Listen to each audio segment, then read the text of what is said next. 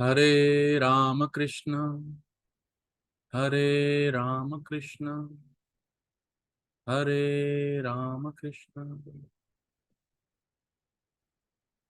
Today I'll be talking about how do we reckon directions in astrology, specifically in terms of Sarvastakvarga. Sarvastakvarga is basically the Ashtakvarga, combination of all the Ashtakvargas, basically addition of individual Ashtakvargas apart from Lagna. Okay. So the direction in astrology is basically used to determine which direction will be better for you related to that particular planet, related to Karakatva's Karya Bhava of that particular planet. For example, for children, the Karaka for children is Jupiter.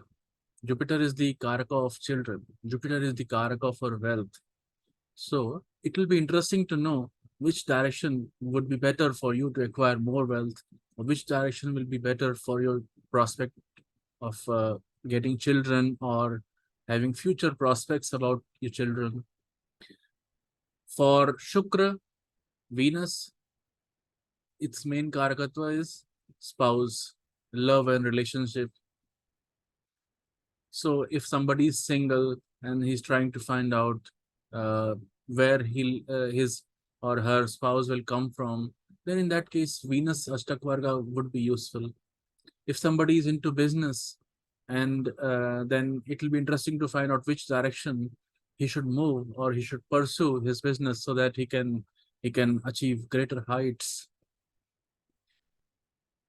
For Mars, it could be land, it could be gaining weapons, acquiring properties, having good relationship with your siblings.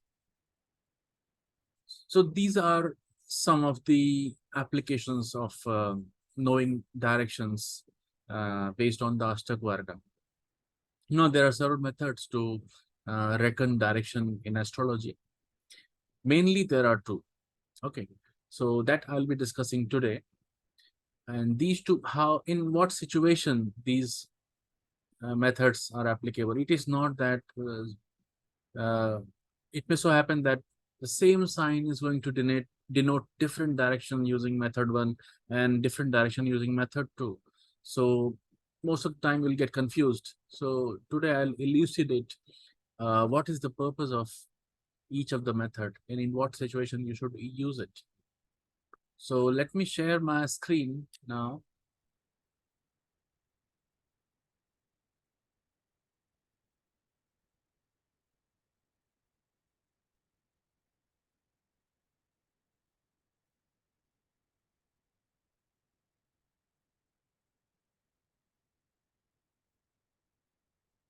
Okay, so the first method is the 4-direction method, or you can also call it element-based methods. So we know there are 12 signs, 12 rashis in the chart, and it corresponds to 4 elements. Basically there are 5 elements, but the 5th element is Akash, and it is governed by Jupiter. So mainly all other elements apart from Akash, it is denoted in the Rashi. So Aries, Leo, and Sagittarius. These 3 signs, they are Agni Rashis. Okay. And similarly, the Taurus, Virgo, and Capricorn, this is Earthy Rashi. And Gemini, Libra, and Aquarius, these are airy signs. They govern air element. Then Cancer, Scorpio, and Pisces, they govern the water element.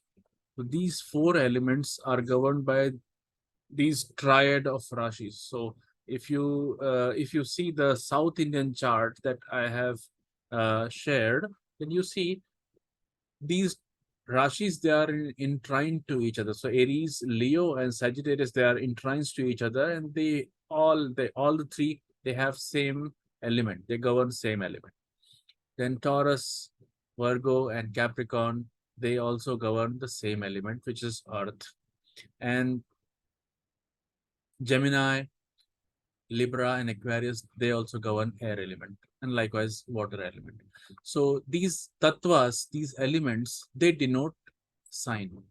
So all the fire elements denote east sign. Okay. And all the earth element, they denote southern sign, south. And air element, they show the west sign. And water element, they show the north sign. So this is the four, you can say four direction method, which is based on the elements. Now, the other method which is used in astrology, Vedic astrology, is the eight direction method. So in this, what happens that it is better if you put the chart in the South Indian format. That way, it becomes very easy in the eight direction method. So in eight direction method, what happens that the if you just superimpose the normal compass that we use in determining directions, then if the east is pointing upward, then west is pointing downward. So which are the upward rashis? Aries and Taurus. So Aries and Taurus, they both represent east direction. And west direction is denoted by the rashis which are downwards, which are Scorpio and Libra. Then south is denoted by the one on the right, which is Leo and Cancer. And north is denoted by both the Saturnine rashis, which is Capricorn and Aquarius. Now we have other four directions also: southeast, northeast, northwest, southwest. So the ones which are left, so Gemini, which is towards the east and towards the south also, so it represents southeast direction. And similarly, the Pisces, which is towards the north and east, it represents northeast. Then Sagittarius, which represents northwest because it is north and west also. And then southwest, which is Virgo. Okay. So in this way, all the 12 signs, they have been assigned various directions. Now, having learned this fact that there are these two methods to determining the direction, if you see in the first method, Aries represents east direction, which is fire element. And in the second method, it again represents the east direction, which is good. Now see Taurus. Taurus is earth element, so it represents south. But in the second method, you see Taurus represents east. So here is the conflict. So which one you should follow? And which one, if you come upon that, okay, Taurus is powerful, then which direction you will move? You will move towards east or towards south? Now, to elucidate this fact, we have to understand in what situation which method is applicable. Okay, so let me tell you that these methods are applicable based on the internal and external sense of directions. Okay, now what do I mean by internal sense of direction? Suppose you are in the house, and in the house you want to point to certain room, you want to point to certain corner, then in that case you will use four direction method. But if you are outside the house and you want to move to some other land, or you are looking at the river or mountain in certain direction, or you are tending to move outside your house, in that scenario you will have to look at the eight direction method. Okay, you can remember it like this because eight is more than four, so eight should be for external whenever you are moving outside your house. And four direction is applicable when you are inside the house, or when you are inside a room also. So inside a room also, if you want to determine which direction would be good for keeping money plant, or which direction will be good for keeping your treasure, so that way you can basically reckon. Okay, now having understood this method, so having understood these methods, so let me illustrate how what is the meaning of this internal and external sense of direction. So using Mercury's Ashtakvarga. So Mercury's Ashtakvarga will be basically the points which have been denoted to all the signs based on all the planets which are there in chart. and how much support Mercury is getting in each of these houses, that will represent the Mercury's Ashtakvarga. Okay, so suppose you want to know for internal purpose, let's say you want for internal purpose that is inside the house. Mercury represents the drawing room because Mercury is the planet of communication. And drawing room is the place where maximum communication happens. Social activities happen. If somebody comes in your house, your relative comes and they will be talking and chatting in the drawing room. Okay. So location of drawing room in your house represents the Mercury. Okay. Now, in which direction Mercury is most powerful? So you have to look at the Ashtakvarga. So if you see Ashtakvarga, you will see that all the 12 signs are there and there are some numbers written from 0 to 8. 0 means zero support for Mercury. 8 means maximum support for Mercury. Now, based on this knowledge that some points have maximum energy of Mercury, if you put your drawing room in that direction, you will automatically enhance communication among the members of the family or people from outside. So that is one thing. Mercury also represents the playing area for children. So if your house is big enough and it has the playing area for children, then it is better to do it in the direction of Mercury. Now, for this purpose, what you will do, you will make use of the Tattva method. Okay, four direction method.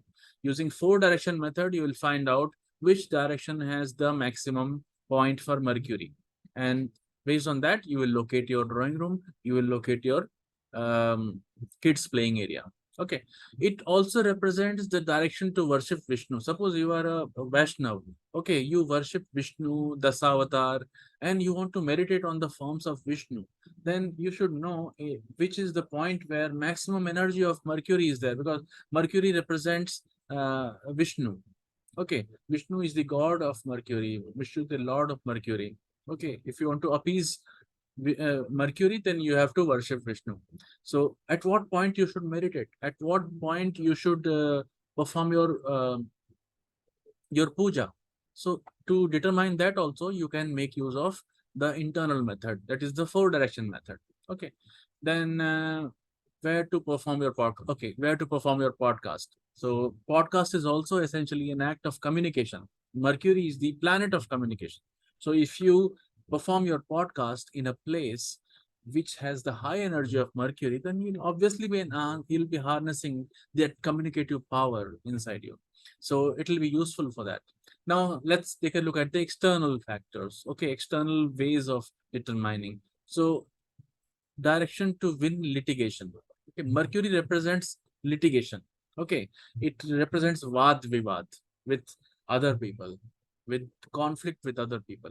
And if you want to enhance that mercurial ability inside you, you want to enhance that ability to logically deal with your enemies and win that litigation, you should look for the direction which has the highest mercury power. Okay, then similarly for performing business, Mercury represents business. So that direction using external method, that is the 8.8 direction method, you should determine that direction and perform business in that area. Choose your partner from that area, business partner from that area. Okay, that will bring more business to you. If you want to travel in that area so that you acquire more business. If you want to give speech, okay, so you can go in that direction and do your speech for because it has greater mercury power. Okay, and if also the Vishnu temples are all over India, so if you want to specifically enhance the energy of Mercury, you should definitely go and visit Vishnu temples in that particular area. Okay, now let me show you some example that will make it clear. So just a second, stop sharing.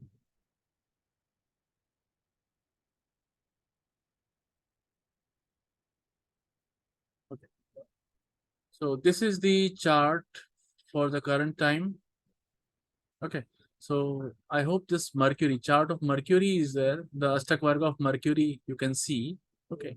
Mercury is right now uh, in Gemini.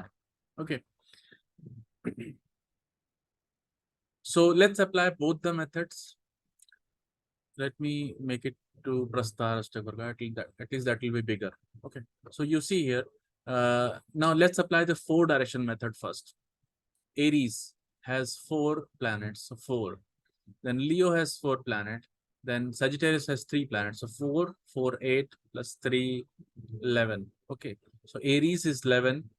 Fire element is 11. That means east direction is 11. Okay. Now let's move on to the next one. So next one is Taurus. It has 6. 6 plus 4 from Virgo, 10. And 10 plus 2, 12. So south is better than east. Okay, so south is 12. Now let's move on to the third one, which is Gemini, air element. Air element, Gemini has 2 points. Libra has 7 points, 7 to 9. And then Aquarius has 7 points. So 9, 7, 16. So air element is 16. Okay, so obviously air is greater than the earth element. So air direction wins. Okay, let's calculate the last one also, the north direction. 4 in Cancer. So 5, 4, 9, and 9, 6, 15. Okay, so this is lesser than the west direction. So east, south, west. So west direction element, air element represents west direction. So west direction has the highest point. So if somebody is born in this kundali, in this chart at this time, then it will be better for him to move westward. Okay. No, sorry, this was for internal one. Okay, so for internal one, it is better for him to have the drawing room in the west direction. It is better for him to worship Vishnu in the west direction. It is better for him to have the kids playing area in the western direction. It is good for him to perform podcast from the west direction. Okay, now let's apply the same thing using 8-direction method. Using 8-direction method, what we see is that east, the highest point is actually coming in the west direction. Okay, because upward is east, downward is west, and downward highest is 7 in Libra, which is west, and if east is here, then south and north. And north also has 7. So north is also good, and east is also west is also good for him. So he can move to north direction to visit Vishnu temple, to give lecture, to perform business, and he can also move to the west direction also. So in this way, you can determine, and this is just an example for Mercury's Ashtakvarga. You can apply the same thing to Jupiter's Ashtakvarga also. You can apply the same thing to Venus Ashtakvarga also. Someday I'll take a deep, um a bigger video for that, for all of them. This was just for an example to illustrate that how this 4-direction and 8-direction method can be useful for you. Okay, so using these methods, you don't need to go to any astrologer uh, to find out what is good for you, what is bad for you. Using these series of lecture, my only aim is that you can determine it for yourself. At least you have the basic idea about what all tools and methodologies are there in astrology that you can use to enhance the positive energy inside you, to enhance the what is the best way to doing things, and what is the how to harness the natural energy which is right there in front of you. Okay, so I hope it was useful, and let's meet again tomorrow. Hare Rama Krishna, Hare Rama Krishna, Hare Rama Krishna.